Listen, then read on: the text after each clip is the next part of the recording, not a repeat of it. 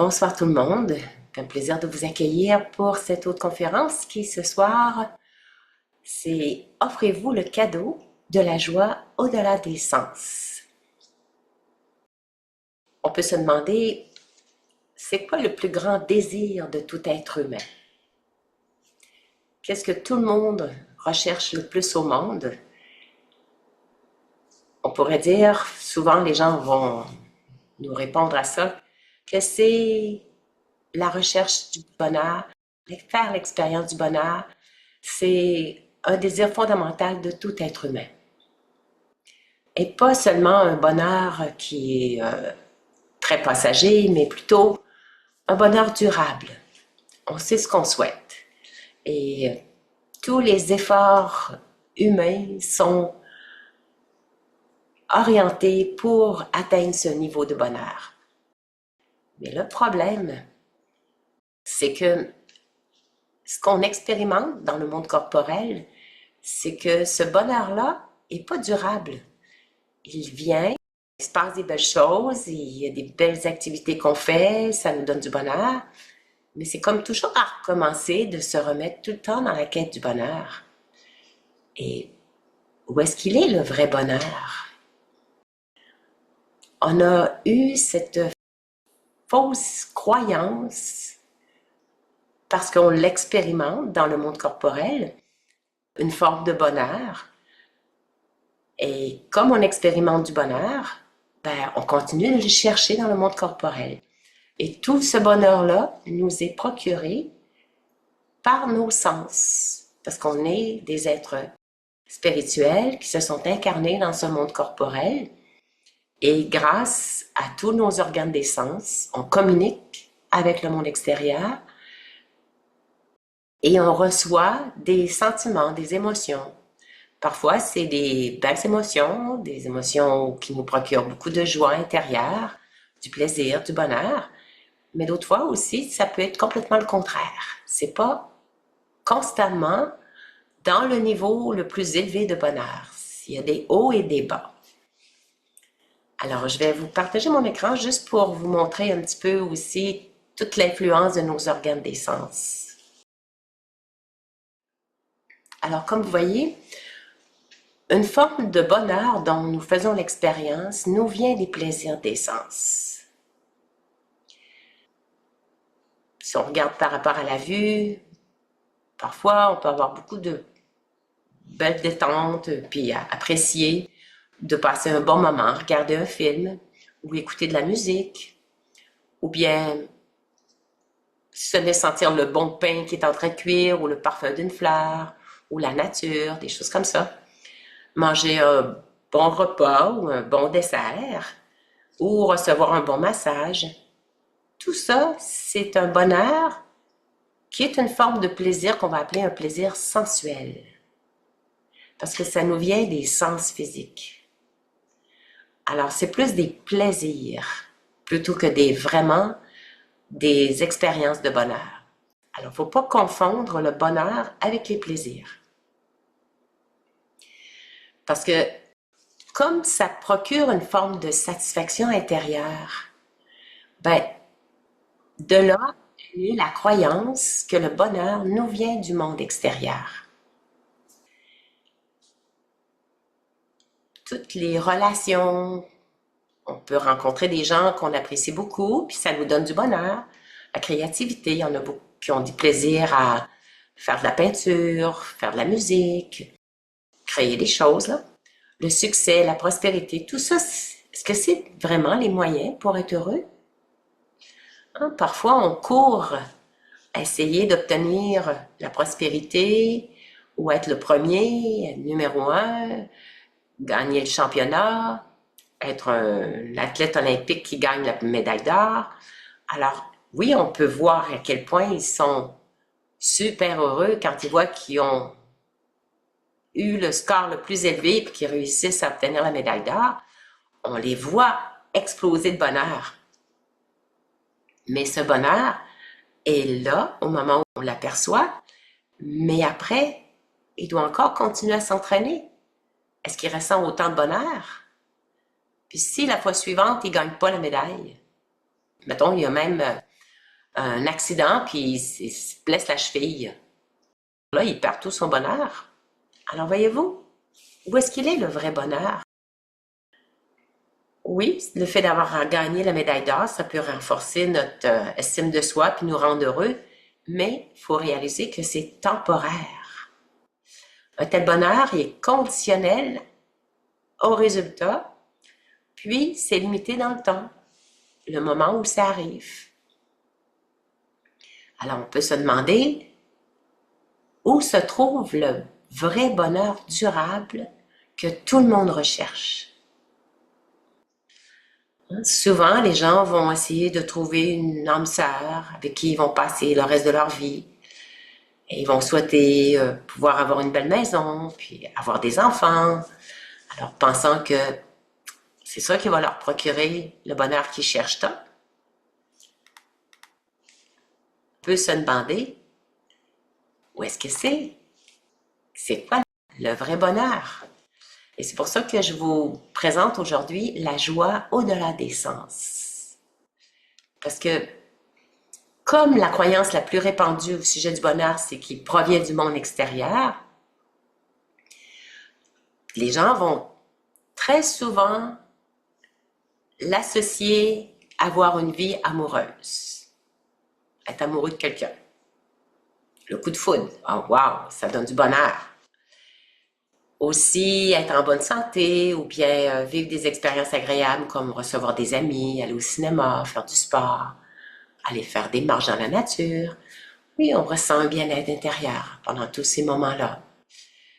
Ou aussi, beaucoup sont en quête de ce bonheur-là en essayant d'avoir des moyens financiers pour s'offrir plus de confort, des voyages, avoir plus de biens matériels qui vont leur apporter du plaisir, des gadgets, le dernier iPhone, toutes les découvertes d'aujourd'hui, la voiture de l'année. Aussi avoir un bon statut social, une bonne réputation professionnelle. Tout ça donne une forme de satisfaction. Mais est-ce que c'est ça, le vrai bonheur? Est-ce que c'est ça qui nous maintient dans des attitudes intérieures où on est dans le contentement complet? On s'aperçoit que même si on a tout ça, la bonne santé, l'argent, l'amoureux, on n'est pas toujours dans une forme d'expression de ce bonheur-là. Pourquoi? Alors, c'est là où on va vous parler de la joie au-delà des sens. Qu'est-ce que c'est? C'est quelque chose, comme ça le dit, c'est au-delà du plaisir des sens.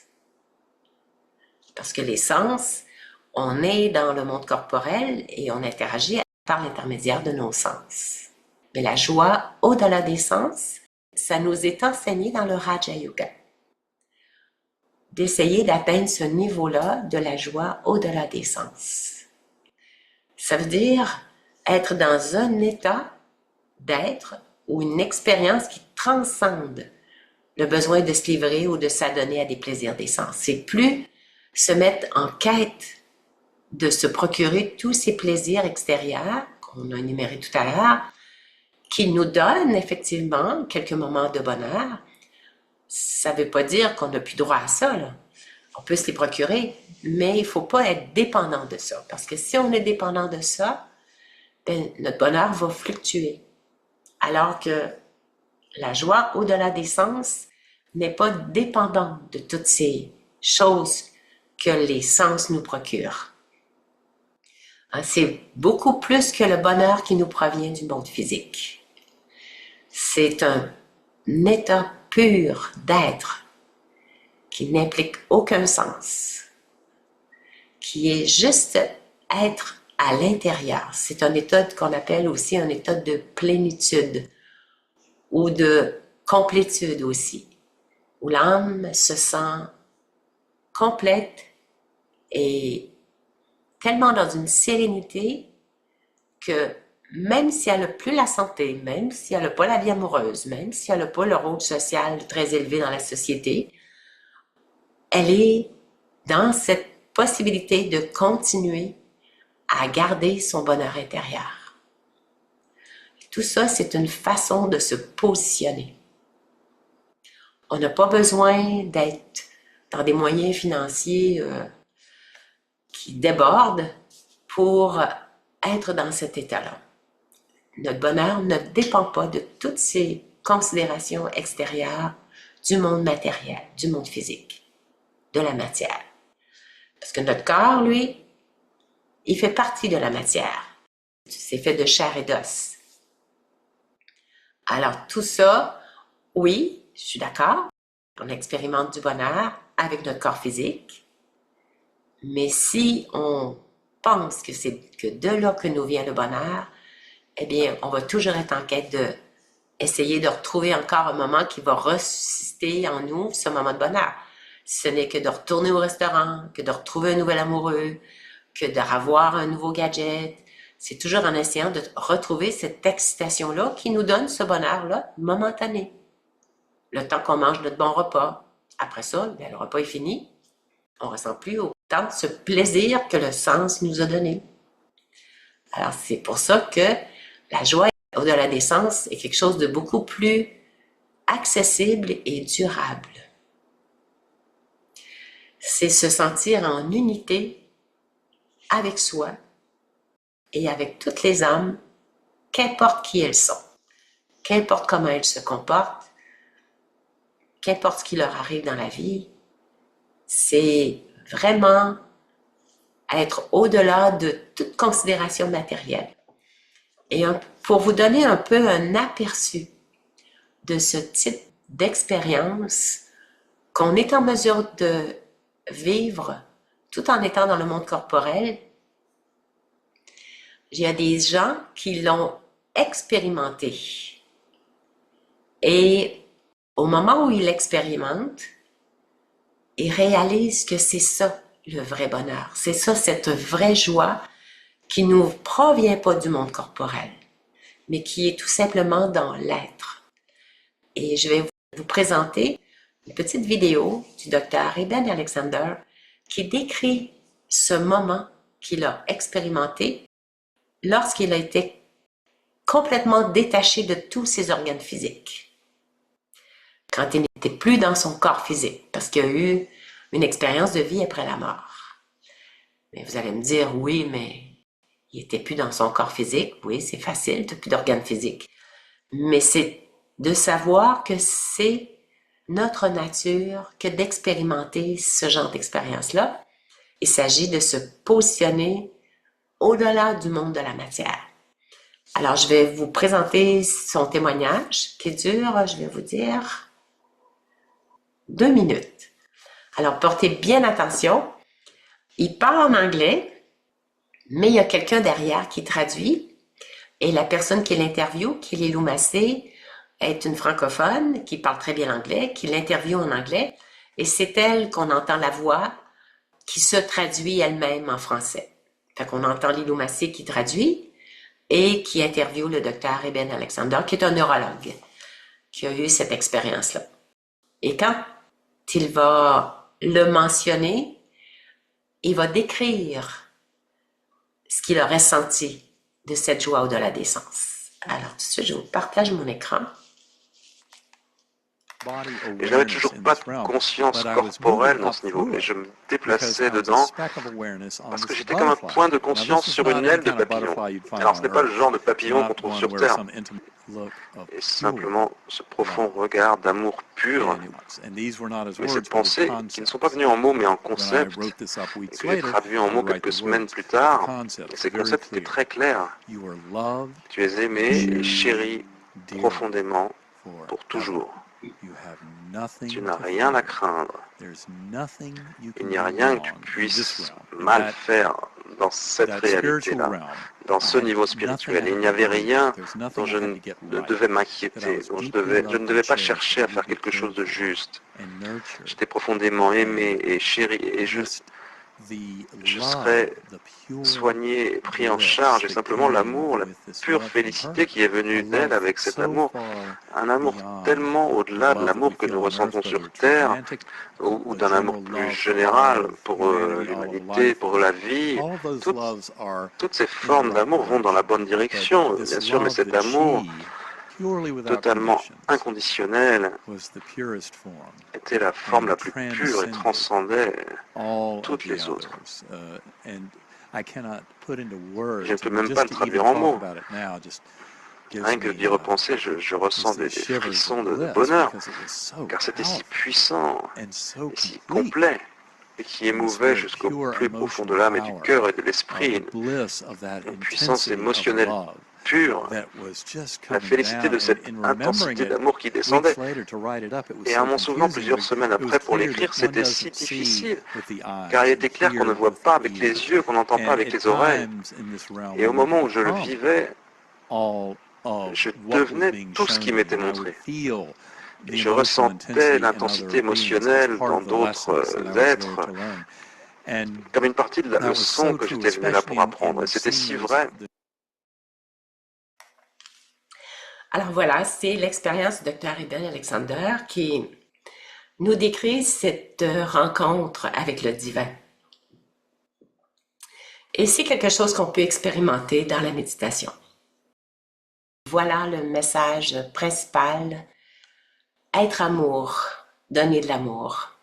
On appelle ça, c'est pas une joie qui est procurée par les sens, c'est une joie au-delà des sens.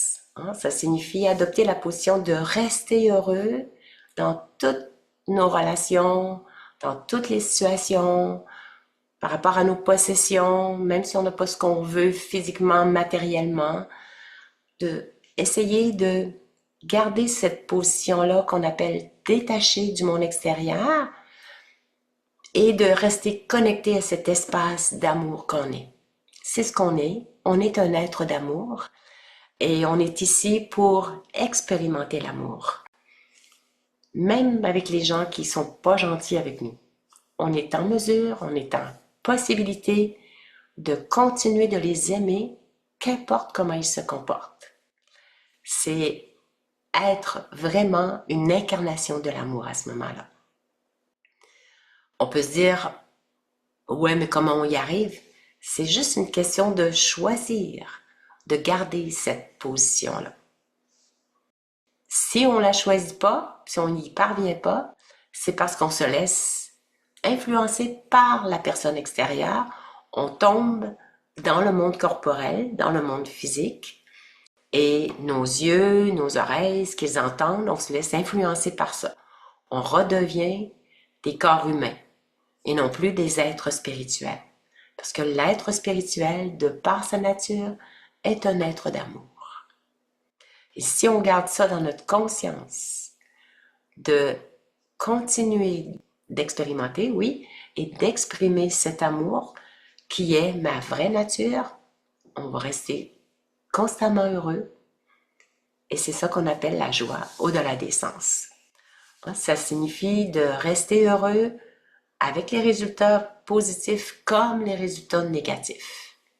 Même si je perds des choses, même si je perds mon emploi, même si je perds un être cher, qu'importe la situation qui peut se passer, même si je perds la santé, tout ça, c'est des choses, des situations qui vont se produire dans le monde corporel parce que on vit dans la matière et la matière est périssable. Mon corps est périssable. Il restera pas toujours en bon fonctionnement. C'est comme une voiture.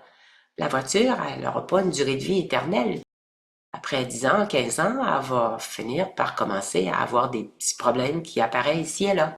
C'est la même chose avec notre corps. Mais est-ce que je dois perdre mon bonheur parce que mon corps est dysfonctionnel? Il y a des choses qui fonctionnent plus bien, il y a des organes qui font défaut. Est-ce que je peux être détaché de ces situations-là qu'on considère comme étant désagréables? Alors, si on tombe dans le mot désagréable, on perd notre bonheur. On considère que c'est désagréable. C'est pas souhaité. Alors que la joie, au-delà des sens, c'est au-delà de tout ce qui se passe dans le monde corporel. C'est de développer une réponse positive, même à des situations négatives. C'est accepter. C'est ne plus blâmer aucune situation en elle-même. C'est toujours garder une réponse positive aux situations. Parce que l'accent n'est pas mis sur les problèmes en tant que tels. Et tout de suite, l'esprit s'oriente vers les solutions. Ça ne veut pas dire qu'on laisse tout aller, puis qu'on se détache de tout ça, puis qu'on est complètement indifférent à tout ça. On agit, on continue d'agir de notre mieux, au meilleur de notre connaissance, mais l'âme n'est pas affectée. Elle utilise son intellect, son bon discernement pour essayer de trouver des solutions aux problèmes qui se présentent, mais son attention n'est pas là à se décourager devant la situation, à dire « Oh non, pas encore, c'est encore un mois que ça arrive, quand est-ce que ça va finir? » Juste ce genre de situation-là nous fait perdre notre bonheur. On se laisse perturber parce qu'on croit que notre bonheur nous vient du monde extérieur. Alors que tout simplement, on a dans notre être cette sagesse intérieure, ce bon discernement pour trouver les solutions efficaces aux problèmes. Puis, ça signifie aussi de regarder les situations puis les personnes, qu'importe la façon dont ils se comportent, en n'étant pas du tout dérangés. Dès qu'on sent qu'une petite irritation qui vient d'apparaître à l'intérieur de notre corps, ici, soit la boule au niveau du ventre ou un sentiment, quelque chose qui pique là un peu à l'intérieur, dérangé, frustré, tout ça, c'est que là, on est revenu dans la conscience du monde corporel. Alors que moi, je suis l'être spirituel. Je me suis réidentifiée à la forme corporelle. Et je pense que mon bonheur va me revenir quand cette situation-là se présentera plus ou quand cette personne-là se comportera de la façon dont moi je souhaite. Alors qu'elle pourrait se comporter de la façon la plus désagréable qui soit, ça lui appartient, c'est son choix. Et moi, je peux maintenir mon bonheur malgré le comportement de l'autre personne. C'est un choix qu'on fait. Ça veut dire ne plus être influencé par les attitudes des autres, le pouvoir des autres aussi, leur rôle. Ils peuvent être nos patrons, ils peuvent nous s'astreindre à faire telle tâche. Je me respecte dans ce que j'ai à faire, je peux choisir, mais que mon bonheur ne quitte jamais mon cœur. Je suis amour et de toujours agir avec une attitude d'amour. Et là, c'est très important pour toutes les sphères de notre vie, de profiter de toutes les situations et de toutes les personnes en gardant cette paix intérieure, qui est le bonheur. Cette joie qui n'est pas du tout dépendante du monde corporel. On peut aimer les êtres chers autour de nous seulement quand nous, on est complètement contentés à l'intérieur de nous. Quand on est dans cette expression de bonheur, d'amour. Et même si la personne, à un moment donné, choisit de nous quitter, c'est son choix, ça lui appartient, elle pense qu'elle va être plus heureuse avec une autre personne, elle peut continuer à chercher le bonheur à l'extérieur. Mais moi, est-ce que je dois perdre mon bonheur pour autant? La vie va m'apporter d'autres choses, d'autres personnes. Peut-être que je vais apprécier mon moment de solitude. C'est pas croire que notre bonheur dépend de la présence de certaines personnes. Parce qu'à ce moment-là, on est dépendant. On est attaché. Et cet attachement-là, on a peur de perdre la personne. Cette peur-là nous fait perdre notre bonheur. Et souvent, la peur va faire en sorte qu'on la perd. Parce qu'on dégage à ce moment-là une énergie très négative. Quand on se met à avoir peur, on se met jaloux, on se met possessif, on se met à être exigeant. Alors, c'est pour ça que il faut nous-mêmes être constamment dans une expression de bonheur et d'amour. On est amour et de remercier la vie pour la santé ou même la maladie. C'est une épreuve qui nous arrive pour nous faire apprendre des choses. Puis surtout, pas tomber dans les questionnements, parce que quand on rentre dans les questionnements comme quoi, pourquoi, comment, juste ça, ça nous fait rebasculer dans le monde corporel, parce qu'on est en train de contester ce qui se passe dans le monde corporel. Hein, pourquoi ça m'arrive? Pourquoi c'est comme ça? Pourquoi il agit comme ça? C'est quoi ça? Toutes ces questions-là viennent de nous piéger pour nous réassocier que on est dans la dualité, on considère que ce qui se passe à l'extérieur, ça fait pas notre affaire. Ça veut dire qu'on a perdu notre bonheur. Alors qu'on pourrait très bien, ah, il arrive quelque chose, ok, on trouve la solution. Et non pas, qui a fait ça, pourquoi c'est comme ça, pourquoi il se comporte comme ça. C'est des choses, c'est des habitudes de vie, parce que c'est l'ego qui cherche à trouver les raisons de tout ça. Alors, c'est des habitudes de vie qu'il faut complètement mettre de côté, réaliser qu'on est tombé dans le piège encore de revenir à s'identifier à la forme corporelle et à penser que notre bonheur va nous venir de la forme extérieure, que quand tout va être arrangé comme on veut. Alors qu'on peut très bien accepter les choses telles qu'elles se présentent et nous être détachés de la réaction que ça peut provoquer en soi. Je m'en détache, je garde mon bonheur et j'agis au meilleur de ma connaissance. Tout ce qui arrive dans le drama du monde arrive exactement selon la loi du karma. Karma qui est l'action. C'est un retour de ce que j'ai pu faire dans le passé ou de ce que les autres ont fait aussi. Même la nature peut se déchaîner, il peut y avoir des tremblements de terre, des tsunamis, des tempêtes, l'hiver, il peut y avoir des accidents de voiture. Bon, tout peut arriver. Mais on observe les scènes en observateur détaché. On n'est pas bouleversé par ce qui se produit dans le monde non plus. Il y a des pays qui sont en guerre, il y a des conflits mondiaux. Au lieu d'être perturbé par ça, perdre notre bonheur, puis tomber dans les peurs, juste le fait de vibrer avec un sentiment de bienveillance et d'amour, on hausse le taux vibratoire de la planète. Et ça, on a un grand rôle important à jouer. Et on parle aujourd'hui que le taux vibratoire de la planète augmente justement. Et pourquoi on observe ça alors qu'on voit davantage de conflits mondiaux, de guerres qui éclatent ici et là, des familles qui se disputent, des villes, des gens qui sont mécontents. Il semble avoir plus de mécontentement qu'autrefois, des maladies, des cancers, bon, tout ça.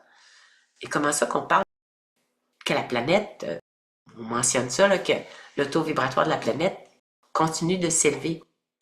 C'est parce qu'il y a des gens qui maintiennent un niveau, parce que les pouvoirs positifs, les vibrations positives sont plus fortes que les négatives. Et il y a des gens qui connaissent le bienfait des pouvoirs des pensées et des bons souhaits. Tous les Brahmakumaris dans le monde, à tous les jours, méditent et envoient des bonnes vibrations à la planète.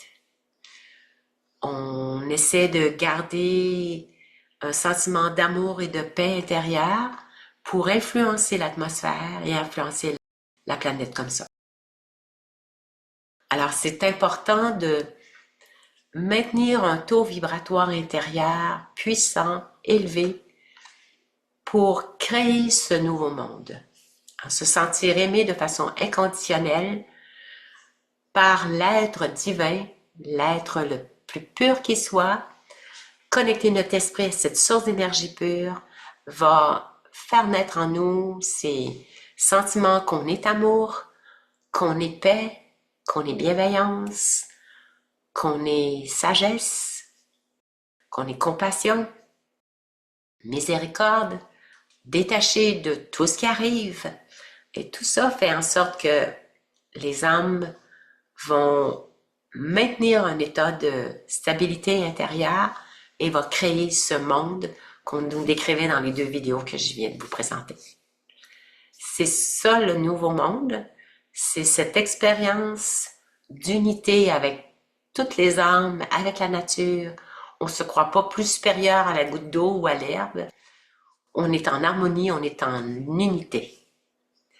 Alors, pour ça, c'est de créer ce nouveau monde en étant déjà dans cette vibration d'amour.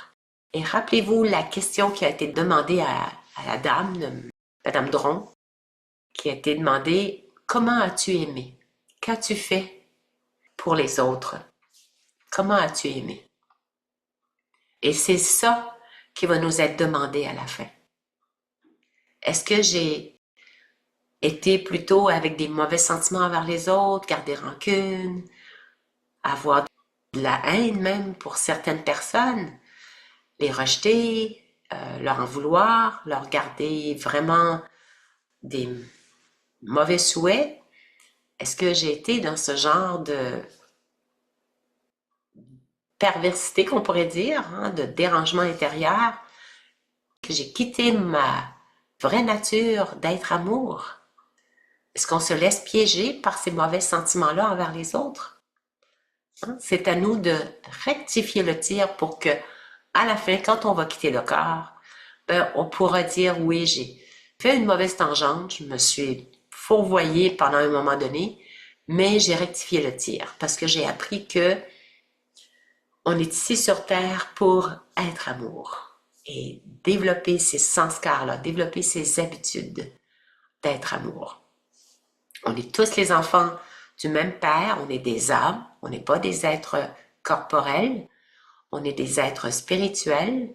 Et qui est notre Père, le Père des âmes? C'est le Père suprême, qui est le Père de toutes les âmes. On est tous frères et sœurs. On devrait tous s'entraider. Il devrait y avoir personne de pauvre dans le monde. Le sans-abri ne devrait pas exister si tout le monde se considérait uni et aimant et empli de compassion. On devrait tous s'entraider à apporter cette coopération universelle, mais c'est la diversité, c'est l'appât du gain, c'est d'essayer de se sentir plus puissant que l'autre. On s'est fourvoyé en se prenant pour des corps physiques et que notre bonheur nous venait de nos sens physiques. Alors, c'est de comprendre que la vraie joie au-delà des sens, c'est d'être dans la conscience, d'être l'être d'amour que je suis. Je possède en moi tous les trésors intérieurs de toutes les vertus et de tous les pouvoirs. Ça fait partie de la nature de l'âme. Et quand je reste dans le souvenir uni à la source d'énergie, ça fait réémerger toute ma beauté intérieure. Parce que quand je suis sur le regard de Dieu, lui, il ne voit pas les faiblesses, il ne voit pas les erreurs. Il ne voit que la beauté de l'âme, ma vraie nature. Et si on se place sous ce même regard-là pour nous regarder les autres âmes, et d'essayer de les voir avec la même façon que Dieu nous voit, on va les accepter tels qu'ils sont. Il nous enseigne à vivre en conscience de qui on est, des âmes spirituelles, des êtres de paix, et de faire communion avec lui. Et ce que je vous souhaite, c'est vraiment un jour d'expérimenter dans la méditation Raja Yoga cette communion, cette expérience d'amour qu'ils ont décrit, mais qu'on peut expérimenter quand on se concentre sur l'être à l'intérieur et qu'on unit notre pensée à la source et qu'on reste pas dans une attente, mais plus dans une conscience qu'on est une énergie d'amour et qu'on se connecte à l'océan d'amour. Et juste se placer dans cette conscience que je suis amour et que je me connecte à l'énergie d'amour, on va vibrer sur la même vibration. Je ne serai pas dans une attente ou dans une forme de mendiant pour aller quêter l'amour de Dieu. Il est un océan d'amour, il dégage une vibration d'amour. Alors c'est à moi de me mettre dans ce même diapason-là, de me considérer comme un être d'amour, arriver avec cette conscience et je me connecte à la source d'énergie, à l'océan d'amour, et là vous allez sentir le courant passer. Et vous allez sentir cette énergie emplir votre cœur, votre chakra du cœur, et ça va devenir tellement débordant qu'à un moment donné, c'est un flot d'amour qui arrive et qui continue, puis qui s'accentue, qu'à un moment donné, moi, quand je l'ai expérimenté, j'étais même en train de me demander, ben, si ça continue à s'amplifier autant que ça, je vais exploser. Je peux pas croire que je peux en prendre plus parce que ça, c'était plus grand ou plus intense que j'aurais dit que mon corps était capable d'en prendre. Et j'ai dit, OK, c'est beau, stop, stop. J'ai ressenti, c'est beau. Mais j'ai regretté le lendemain quand j'ai demandé d'arrêter parce que ça continuait tellement le flow était intense. C'était vraiment une belle expérience que j'oublierai jamais. Mais le lendemain, j'aurais dit, oh, j'aurais dû le laisser aller pour voir jusqu'où ça serait allé. Qu'est-ce qui aurait pu se passer? Puis, en tout cas, j'ai pas pu l'expérimenter vraiment à ce moment-là. Mais j'ai l'impression qu'il m'a donné une expérience comme de quoi que c'est possible de ressentir cet amour-là, mais après ça, tu restes avec l'idée que tu es amour. Et j'ai l'impression que ça, c'est comme un cadeau qui peut nous arriver. Et puis par la suite, on développe naturellement une compassion pour les gens. On se détache du comportement des autres, de leur faiblesse, de leur type de caractère, de leur personnalité, et on devient beaucoup plus tolérant à les accepter comme ils sont. On devient plus facilement une incarnation de l'amour, parce qu'on a ressenti cet amour très profond de Dieu. Même si ça fait pas partie tout de suite de votre expérience, peut-être que oui, mais juste le fait de se considérer comme un être d'amour et de laisser son cœur ouvert et de laisser cette énergie d'amour émerger de notre cœur, de vibrer avec ce taux vibratoire-là qui est très élevé, qui vibre à peu près selon l'échelle de Hawkins à 500, alors que les pensées négatives, tout ça, ça vibre à peu près 30, 40, 50, 60. Là. Alors que si on focalise plus sur la beauté de l'autre personne, qu'elle est aussi un être d'amour, eh bien à ce moment-là, on va pouvoir nous aussi maintenir le taux vibratoire. Alors, cette union avec la source ou cette union avec le soi, de se considérer comme un être d'amour, nous donne, ouvre la porte à cette joie qu'on appelle la joie au-delà des sens. Et ça nous rend la vie beaucoup plus facile parce qu'on accepte beaucoup plus facilement ce qui est, ce qui se passe. Comme là, j'ai la grippe, mais je m'en fais pas du tout pour ça. Je suis pas en réaction contre la fatalité d'avoir la grippe ce soir. C'est correct. Ça va passer. C'est temporaire.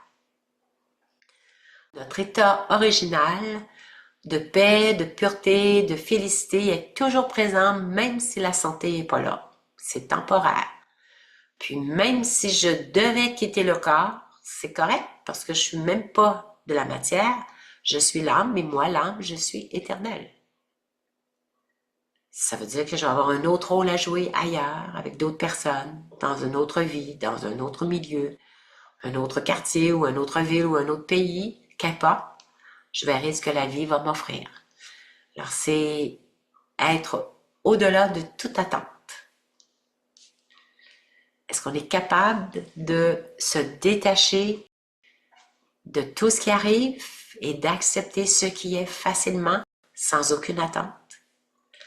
Et juste se placer dans cette attitude-là va nous procurer cette stabilité-là intérieure qu'on appelle la joie de la décence. Dieu nous offre ce grand cadeau de la joie ou de la décence qui est accessible à tous les êtres humains.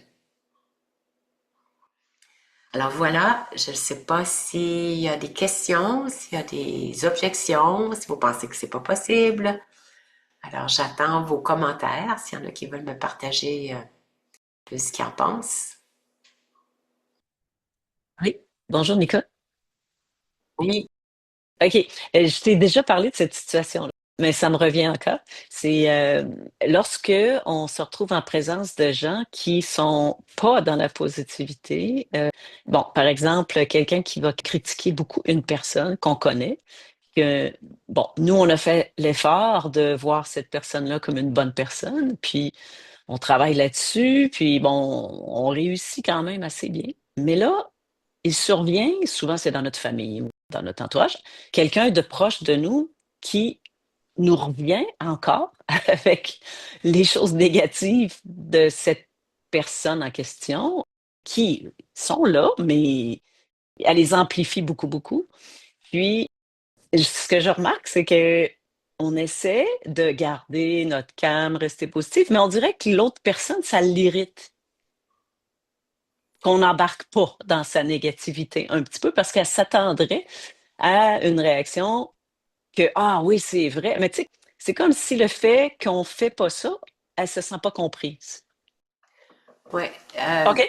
Alors, c'est juste que, ben, je ne sais pas toi comment tu réagis face à ça. J'ai essayé certaines choses, mais la résistance est quand même forte. Ouais. La personne, c'est comme un peu dans le commérage, quand les gens embarquent pas dans le Ouais, commérage avec eux autres, ouais, ben, bon, tu peux mentionner qu'elle se sent pas comprise, mais elle se sent pas approuvée dans sa perception. ouais, c'est ça. Mais en fait, c'est que elle trouve pas renforcement de C'est notre ça. attitude Exact. parce qu'elle est dans une attitude négative et c'est vraiment pas à renforcer. Non. Je pense que plus vous allez continuer à maintenir une attitude positive puis pas embarquer dans son jeu d'aller dans la négativité, Mhm, elle va petit à petit, avec vous du moins, se départir parce qu'elle trouve pas, je dirais, réponse à son attitude qui veut ouais, être renforcée. Donc oui, c'est vrai, comme ci, comme ça. c'est ça. Fait que, à un moment donné, elle va voir qu'elle n'a pas l'écoute pour ce Mhm, genre de mhm, conversation-là. Vous mhm, n'embarquez pas là-dedans. Je pense qu'il faut se respecter, mais mhm. tout en restant quand même avec une belle attitude positive Ouais, envers elle. ouais, c'est ça. Parce Sans que, la désapprouver, sans lui dire, ah, t'es exact. négative, c'est pas bien, ou, tu sais, Ouais. sans aucun jugement, Non, c'est ça. puis dire, bon, OK, c'est ton opinion. Vraiment, c'est ton opinion. Ouais. En voulant dire, j'adhère pas à cette opinion-là. Bon, peut-être que oui, c'est vrai, mais je ne vais pas jusqu'à l'approuver dans son type de jugement qu'elle a envers les autres. Moi, ce que j'ai remarqué, c'est que si je renforce trop les qualités de l'autre personne, Ça ça l'irrite. résiste. Alors, finalement, ce que j'ai trouvé à faire, c'est arrivé une fois, j'avais cette situation-là, parce qu'elle m'a carrément demandé, coudon, tu vois pas, tu vois rien, tu sais, t'es pas consciente qu'elle est comme ça. Ben, j'ai dit, écoute, oui, mais c'est un choix personnel. J'ai décidé de pas voir ces choses-là et de voir plutôt les autres choses qu'elle a. OK? C'est mon choix. Ouais, c'est très bien parce que tu lui donnes une belle façon de voir autrement. Bravo. Et honnêtement, là, elle a rien dit. Je trouvais que cette attitude-là est moins menaçante que de dire oui, oui, non, non, regarde, vois les qualités de cette personne-là, parce que ça marche pas. Ouais, parce que là, à ce moment-là, on se trouve à essayer de donner un conseil à Confronter. l'autre, puis ouais. Ouais, ouais, Alors que toi, tu dis, tu préfères choisir de voir le positif et non c'est pas ça. voir le négatif. Ouais, C'est vraiment ta position, puis elle est tellement plus honorable, que je pourrais dire. Et ça lui donne une directive pour elle, trouver un ouais, comportement un peu plus positif, là.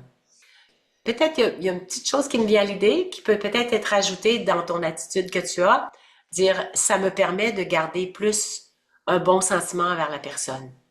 ouais, Fait que ça te donne un résultat, ouais, parce qu'en ouais, focalisant plus ouais, pas sur ses défauts, ça ouais, te permet de garder un bon sentiment avec la personne, puis me sentir mieux à l'intérieur ouais, de moi. exact, Ça te exactement. donne ton résultat à toi. Tu te Ouais, sens mieux avec ça. Ouais, ouais. très bien. OK, merci. Merci beaucoup. Et bravo pour cette belle attitude. Oh, essai-erreur. OK, C'est beau. merci. Merci. Merci. Est-ce que quelqu'un d'autre veut partager quelque chose? Oui, est-ce qu'on a le temps ou tu Oui, voulais... oui, tout à OK. fait. Moi, je sais pas qu'est-ce que tu parles. Moi, je fais de la communication non violente, là. Puis, OK. on parle beaucoup des émotions. Tu sais, on relie chaque émotion, la peine, la colère, la joie, ou à un besoin comme la puissance, la paix, toutes ces belles vertus là, dont tu parles, là, l'humilité, la compassion. OK. Mais toi, on dirait, j'ai de la difficulté à joindre les deux approches, mais en fait, on veut toute la même chose, là. C'est d'être en paix puis d'être dans l'amour, là. Donc là, moi, dans cette approche-là, on vit beaucoup nos émotions. On reste avec l'émotion, mais ça fait tellement du bien en même temps, puis on se relie à notre humanité commune. Fait que j'ai de la misère. Tu sais, quand je médite, ça, un peu comme tu m'as appris, je suis vraiment, vraiment bien. Mais en Dans tout cas, quel sens que tu ouais, dis quand tu vis tes émotions, si elle est négative, dans quel sens que ça te fait du bien? J'essaie de comprendre. parce que, mettons, j'ai de la colère, là, il m'invite à l'accueillir puis nommer que je veux dire qui est pas toujours beau, mais souvent, je vais aller pleurer après, puis là, je vois que derrière toute cette colère, il y a du beau, tu sais, j'ai de la peine, ou c'est que je l'aime tellement, telle personne que je veux pas de mal, tu sais, fait que ça, c'est comme une cascade d'émotions, puis je vois que derrière chaque colère, chaque mot méchant qu'on peut dire, mais il y a du beau. C'est ça. Fait que c'est ça que en tout cas, Mais au moment où tu ressens la colère, tu n'es pas bien à l'intérieur. non. Alors, en Raja Yoga, nous, on essaie d'éviter le plus possible toute forme d'expression de colère parce qu'on renforce des comportements à ce moment-là. À force de répéter la colère, on devient colérique. On devient des gens qui ont ce sens-là, cette habitude-là. Fait qu'on essaie de maintenir la paix, être respectueux pour éteindre les expériences négatives de colère ou de peine. Mhm. Je dirais c'est un peu à l'inverse de Ouais. l'enseignement, mais plus on renforce les choses, tu sais, c'est comme si on essaie d'enlever la noirceur, on met de la lumière. Mhm. Fait que plus on va aller vers des choses qui sont bénéfiques, agréables, qui nous amènent dans des moments de bonheur, plus on renforce ça. Mais ça reste lumineux à la fin, là, quand on fait toute la démarche, là, mais c'est très long, puis ça apporte pas pour moi d'autant de. Tu sais, Ben, je sais c'est parce pas. qu'après ça, tu arrives dans la tristesse, ou probablement tu regrettes ce que tu as dit, ce que tu as fait. Et, tu sais, ça te fait passer par la colère, après ça, la tristesse. Tous ces moments-là, c'est des renforcements de comportements à ne pas, je dirais, accentuer, développer. Mhm. Parce que quand on est colérique, c'est parce qu'il y a quelque chose qui ne fait pas notre affaire. Mhm. On n'est pas détaché de ce qui se passe du monde extérieur. Juste le fait de se replacer à l'intérieur, de se réidentifier à l'être de paix, de retrouver notre pouvoir intérieur, on se détache, on est capable de voir au-delà du comportement de l'autre. Pourquoi elle Mhm. agit comme ça? Elle est en train d'exprimer quelque chose qui fait pas son affaire, puis peut-être que sa colère nous fait réagir, vient chercher notre colère. Alors, c'est deux influences négatives qui viennent de s'alimenter. Alors que si je reste détachée, je peux y apporter ma paix, je peux y apporter ma compréhension, mes bons souhaits. En tout cas, c'est mon opinion, mais c'est ce qui nous Ouais. est enseigné dans le Raja Yoga, c'est de essayer d'éteindre toute forme de négativité, tout ce qui nous maintient dans des vibrations basses. La tristesse, la colère, c'est des vibrations basses. Ouais. Ben, j'ai pas dit, juste pour le finir, là, que, tu sais, après la peine vient la joie, là, mais en tout cas, je pense que c'est une autre façon d'atteindre beaucoup d'amour, là, mais qui peuvent être complémentaires, là, au final, en t'écoutant parler, là. Ben, merci, ça fait longtemps que je vais te poser cette question-là. Merci. Alors, pour terminer, comme on a les fêtes qui s'en viennent, tout ce que je vous souhaite, c'est de pratiquer parce que là, vous allez être avec les membres de votre famille. Il y en a peut-être qui vont prendre un petit coup un petit peu plus fort. Il y en a peut-être qui vont aller dire des choses négatives envers quelqu'un d'autre, envers le beau-frère. Bon. Alors, c'est à nous de, comme Nicole Dron l'a mentionné, comment as-tu aimé? D'essayer d'aimer tout le monde, comme ils sont, sans se dire, ah oui, comme ci, lui, comme ça. Essayez de regarder s'il y a des jugements qui apparaissent dans votre esprit. Et si oui, c'est par rapport à nos vieilles habitudes. On peut voir des défauts. Et si on voit la faiblesse, si on voit le défaut, c'est de tout de suite lui envoyer des bons souhaits pour remplacer le défaut qu'on a vu par des bons souhaits. Et tout de suite, vos bons sentiments, votre vibration va dégager quelque chose de beaucoup plus positif que de rester avec l'impression du défaut de l'autre. Parce que dès que vous allez repérer le défaut ou la faiblesse ou le mauvais caractère ou qu'importe, vous allez vibrer à ce taux-là. Et pour rehausser votre taux vibratoire, qui va créer l'atmosphère de la famille autour de vous, vous êtes capable de transformer l'atmosphère pour que ça devienne un partage d'unité, d'amour et de plaisir de se rencontrer. Que les gens passent des belles fêtes ensemble et qu'ils soient heureux de ce moment-là que vous allez passer à Noël avec la famille. Soyez des incarnations de vibration, de compassion, d'amour, de bienveillance, de respect, de compréhension, d'écoute. Et même si la personne vous parle de choses négatives, continuez de lui envoyer des bons souhaits. Ça va changer sa vibration. Puis, vous allez être en mesure de créer cette atmosphère-là de fête autour de vous. Et pour terminer, je vais vous envoyer mes bons souhaits par une petite vidéo qui dure 1 minute pour les bons souhaits de Noël. Alors, je vais vous partager mon écran. Je vous souhaite de très joyeuses fêtes, portez-vous bien et soyez heureux.